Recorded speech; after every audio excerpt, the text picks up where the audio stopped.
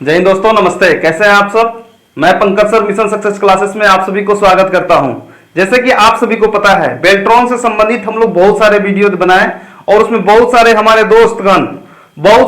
दोस्तगण सभी चीज को लेकर बहुत सारे एकत्रित थे। और आज देखेंगे जो हमारा पटना हाई कोर्ट का जो मुख्य आदेश आया है सर, उसमें क्या क्या है इसके बारे में जानेंगे।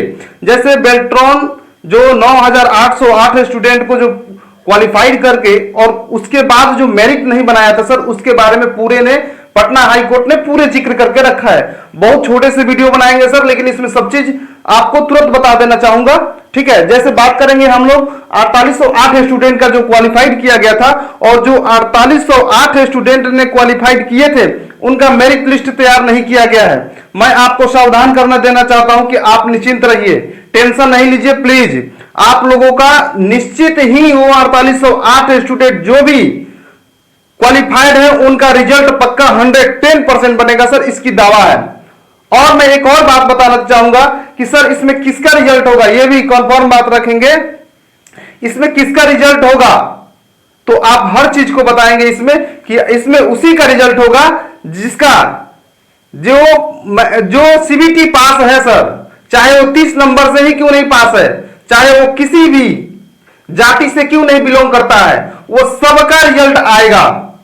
और एक और बात बताना चाहूंगा कि बहुत सारे मैसेज आ रहे थे सर कि किसका किसका कितने नंबर वाले को रिजल्ट आएगा, क्या हिंदी टाइपिंग वाले जो पास है उसका ही आएगा या केवल इंग्लिश वाले पास है उसका भी आएगा, या हिंदी इंग्लिश दोनों में वो क्वालिफाइड है उसका आएगा, जिसको कुछ तरीके से कुछ नंबरों से छूट गया है। नहीं सर, ये सभी का रिजल्ट आएगा, क्योंकि 9808 स्टूडेंट जो थे वो पूरे के पूरे क्वालिफाइड हैं और बेल्ट्रॉन के पास उसकी सूची है। वो अपने मनमानी से क्या किया है कि अपने मनमानी से वो मात्र 5000 स्टूडेंट को क्वालिफाइड कर और उसको ज्वाइनिंग की प्रोसेस करवा रहे हैं। तो क्या मुद्दा इस बात की है कि क्या 4808 स्टूडेंट जो है उन लोगों का क्या होगा, क्या उनकी भविष्य जो है अंधेरे में ही रहेगा? तो कभी नहीं, अंधकार में नहीं रहेगा दोस्त। आप जान लीजिए कि बहाली नहीं आने वाला है अभी, जब तक ये 4808 स्टूडेंट का मैटर समाधान नहीं हो जाता है तब तक बेल्ट्रॉन का जवाब नहीं चलेगा, बेल्ट्रॉन का मनमानी नहीं चलेगा। ये आप पीछे से भी कहीं से भी पता कर लीजिएगा, आखिर मैटर फंसा है तो किस लिए फंसा है। नहीं तो बेल्ट्रॉन जैसे मौखिक तौर पे बोला था कि हम हर साल एग्जाम लेंगे, हर साल वैकेंसी देंगे, कहां दे दिया? कोर्ट ने इसको नहीं माना है, बोला है कि मौखिक में कुछ नहीं लेना है, आप जो भी है अपना फाइल को 4 हफ्ता के भीतर हमारा ये पेश कीजिए, अगले सुनवाई 4 हफ्ता के बाद होगा। मैं आपको दिखाने जा रहा हूं पीडीएफ, उसके बाद मैं फिर आपसे इसी टॉपिक पे आपको बात करूंगा।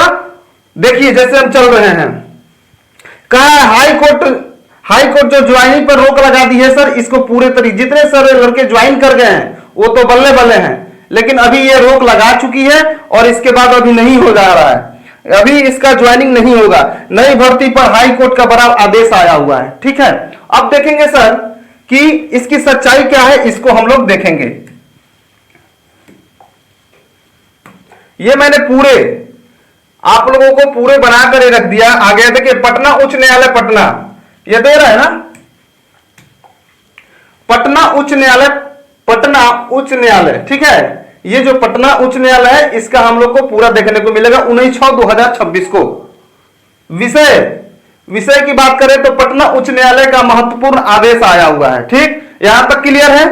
अब देखेंगे आगे, माननीय न्यायालय द्वारा इस मामले में निम्नलिखित निर्देश पारित किए गए हैं। ठीक है, अब देखेंगे जो पारित किए गए हैं, 1 नंबर में जो है जवाब दाखिल करने हेतु समय, ये समय मांगा गया है जवाब दाखिल करने हेतु। अब आगे देखेंगे, न्यायालय ने प्रतिवादी सरकार बेल्ट्रॉन, ये देखेंगे ये बेल्ट्रॉन को जवाबी हल्फनामा यानी दाखिल करने के लिए 4 सप्ताह का समय प्रदान किया है। यानी कि बेल्ट्रॉन को, जो बेल्ट्रॉन विभाग है उसको सरकार ने बोला है, जज ने बोला है, कोर्ट ने बोला है कि आप 4 हफ्ते के समय लीजिए और जो भी आपका है वो हमारे पास फाइल को जमा कीजिए, उसके बाद हम आपको निर्णय लेंगे कि क्या करना है। भर्ती प्रक्रिया पर निर्देश, ये भर्ती प्रक्रिया पर निर्देश है दोस्त, देखेंगे वर्तमान में भर्ती प्रक्रिया पर कोई पूर्ण रोक नहीं लगाई गई है, यानी कि जो अभी वर्तमान में जो हो रही है ज्वाइनिंग 5000 को, उस पर कोई रोक नहीं लगाया गया है, ठीक है। और हालांकि इस दौरान इस जानने वाली कोई भी भर्ती माननीय न्यायालय के अतिरिक्त निर्णय के अधीन रहेगी। इसका अर्थ यह है कि इस भर्ती की वैधता न्यायालय के अंतिम फैसले पर निर्भर करेगी। अब उसके ऊपर आप ज्वाइनिंग करा रहे हैं, कराइए, लेकिन आप कैसे करा रहे हैं, क्या करा रहे हैं, इसका जो है इस फैसले पर निर्भर करेगा कि क्या आपने गलत किया है और क्या सही किया है। उसका डिसीजन उस दिन होगा, यानी कि 4 हफ्ते के बाद हमारा डिसीजन होगा सेकेंड लिस्ट से संबंधित। और इस बेल्ट्रॉन जो 9808 स्टूडेंट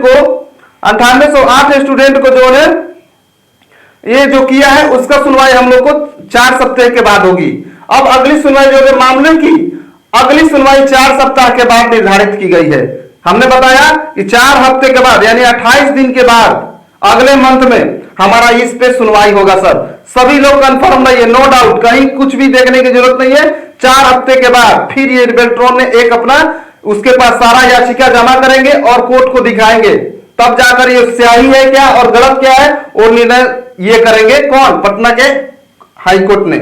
आगे इसमें क्या कहा गया है निष्कर्ष, देखिए लोग पूछते हैं कि सर सेकंड लिस्ट में मेरिट लिस्ट आएगा क्या, तो सही है तो फिर गलत क्या है, हम लोग पास किए हैं तो फिर उसमें दिक्कत क्या है, जो भी स्टूडेंट पास किए हैं उसमें उसका क्या कसूर है।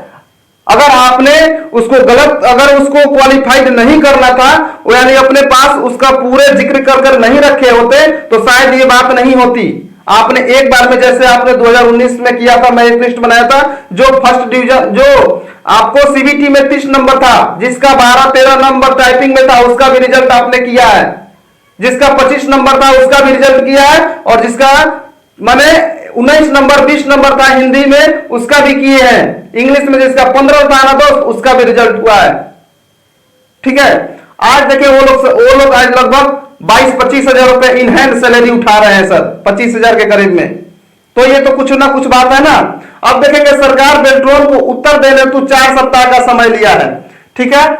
यही कहा गया है उस नोटिस के द्वारा कि सरकार बेल्ट्रॉन को उत्तर देने हेतु माने बेल्ट्रॉन जवाब देगा 4 हफ्ते के पहले वो जाकर जमा करेंगे, उसके बाद उसके अनुसार से ही हमारा क्या होगा, जो जज है यानी कि पटना हाई कोर्ट जो है वो हमारा इस पर निर्णय लेगा। अभी फाइनल नहीं किया है सर। और भर्ती प्रक्रिया जारी रह सकती है, भर्ती प्रक्रिया जो हो रही है, जो ज्वाइनिंग हो रही है वो जारी रह सकती है नो डाउट, लेकिन वह न्यायालय के निर्माण के अधीन होगा। यह न्यायालय से कोई मतलब नहीं रहेगा, अगर उसको सही लगेगा तो सही कहेगा और गलत होगा तो गलत कहेगा। अगर कहेगा कि नहीं 4008 जो 4808 स्टूडेंट है उन लोगों को भी मेरिट लिस्ट बनाइए, 5000 हो गया, उसके बाद जितने भी पैनल में लड़के हैं 9808 स्टूडेंट का तो 5000 आपने ले लिया, फिर 4800 जो यानी 4808 स्टूडेंट है उन लोगों को भी मेरिट बनाइए, एकदम निश्चित ही कहेगा, ठीक है। पटना उच्च न्यायालय बिहार, यह आदेश एक सरल सारांश है कानूनी कार्रवाई के लिए मूल प्रति का संदर्भ ले पटना उच्च न्यायालय बिहार पटना, ठीक है। आपने अब देख लिया कि सर इसमें क्या है और क्या नहीं है, ठीक। तो अब मैं और इस बात में बताना चाहूंगा कि सर जो आप लोग ने जो आपने इस तरीके से आपने किया है तो गलत क्या है सही क्या है। बहुत सारे लड़के परेशान है सर, बहुत सारे लड़के टूट गए हैं। ऐसा नहीं है कि इसमें बड़े बड़े घर के लड़के आप अप्लाई करते हैं, कोई भी लड़का हो या लड़की हो चाहते हैं कि अपने पैर पे खड़ा होकर और एक अपने जिम्मेवारी को समझे, अपने पैर पे खड़े होकर एक अच्छे भविष्य को बनाए। यहां से भी ये रिजल्ट हो जाता तो 9848 जो 9808 स्टूडेंट थे उन लोग अच्छे अच्छे विभाग में जाने के लिए तैयारी भी फिर से करते, ठीक है। ये एक छोटा कदम था, ये पहला प्रयास था, ये पहला सीढ़ी थी और यहीं पे आकर इतने सारे लड़के को अंधकार में रख दिया सर। और आपने बोला था कि हर साल मैंने क्या लूंगा, बहाने लूंगा, कहां ले रहे हैं, नहीं लिए अभी अब तक। मैं एक और यहीं पे बात बताना चाहूंगा सर, अगर आपने चाहते हैं कि 15,000 के करीब 15,000 अगर जीविका में MIS ऑपरेटर आते हैं सर, जीविका में MIS ऑपरेटर आते हैं उसका सैलरी पहले था 13,000 था, लेकिन अब डायरेक्ट जीविका विभाग ने क्या किया कि उसको 15,000 कर दिया। इसका सिलेक्शन क्या होता है सर? अगर आपने इंटर पास है, अगर आपने इंटर पास है और पूरे 60 साल की ये नौकरी है, कितने 60 साल की नौकरी है सर। अगर आप चाहते हैं कि डाटा एंट्री ऑपरेटर, मैं इसलिए बता रहा हूं क्योंकि आप लोग डाटा एंट्री ऑपरेटर से संबंधित हैं और इसमें जाने का इच्छुक रखते हैं, तो ये एक रॉयल्टी जॉब है सर। ऑफिस में बैठकर काम करने का एक रॉयल्टी जॉब है। आप देखेंगे इसमें मात्र जो जीविका में एमआईएस ऑपरेटर की बात कर रहा हूं, उसका एमआईएस ऑपरेटर, ठीक है, डीईओ, डाटा एंट्री ऑपरेटर। इसमें सर क्या होता है आपको बता देना चाहूंगा कि इसमें जो होता है, इसमें होता है आपका, इसमें आपका होता है 10+2 होगा, तो आपका इसमें होगा एक क्या होता है, एक छोटा सा एग्जाम होता है और टोटल इंग्लिश में होता है सर, वो हो जाता है। मात्र यहां पर लड़के बैठते हैं, खूब से खूब बैठेंगे तो 10 से 15, इससे अधिक नहीं बढ़ता है। ये किसके माध्यम से होता है? ये एक सीएलएफ, जीविका में एक सीएलएफ होती है, उसके माध्यम से होता है। और उसके बाद बताना चाहूंगा कि इसकी सैलरी जो होती है, मात्र आपको स्टार्टिंग सैलरी होती है 15,000, ठीक, 15,000, और साल में 10% बढ़ते हैं। जो 2022 के बाद, जो 2022 में जीए डिजिटल कंपनी ने लिया था, उस वक्त सैलरी था इसका 13,000। अगर आप चाहते हैं कि इसमें जाना चाहें तो ये डायरेक्ट विभाग से है सर, और 60 साल की नौकरी है और एकदम कम समय में आप लोग इसको बढ़ सकते हैं। इसमें क्या होता है, एक छोटा सा टाइपिंग होता है सर, उसमें डायरेक्ट हो जाता है। कोई इसमें जिसका 15 भी होगा उसका हो जा रहा है इसमें। और लड़का या लड़की अगर चाहते हैं कि हम अगर कम समय में अच्छे जॉब करें तो ये भी एक अच्छे जॉब है, ठीक है, और यहां से ये जॉब करके एक अच्छे किसी चीज को तैयारी कर सकते हैं। और इसका जो मैं पूरा बताऊंगा, मात्र इसका 10 दिन में प्रोसेस हो जाता है सर। मैं आपको फिर इस जब भी जीविका से भर्ती आएगी मैं सर आपको बता दूंगा। मैंने बात भी किया है तो बोला गया है कि अप्रूवल आना दीजिए सर, मैं आपको बता दूंगा। बहुत सारे ब्लॉक में है, बहुत सारे ब्लॉक में जॉब सीट खाली है। एक प्रखंड में अगर देखा जाए तो 50-60 सीट खाली है सर। इसमें भी आप जा सकते हैं जब तक ये रिजल्ट सेकंड लिस्ट का 4808 स्टूडेंट को क्वालिफाई नहीं कर देता है, यानी पैनल नहीं बना देता है, तब तक आप कर सकते हैं। जय हिंद। मुझे विश्वास है आप सभी को अच्छा लगा होगा, इसलिए प्लीज लाइक, शेयर और सब्सक्राइब कर दीजिए ताकि मैं फिर जीविका वाले जो भी भर्ती आते हैं सर मैं तुरंत बताने वाला हूं। जय हिंद।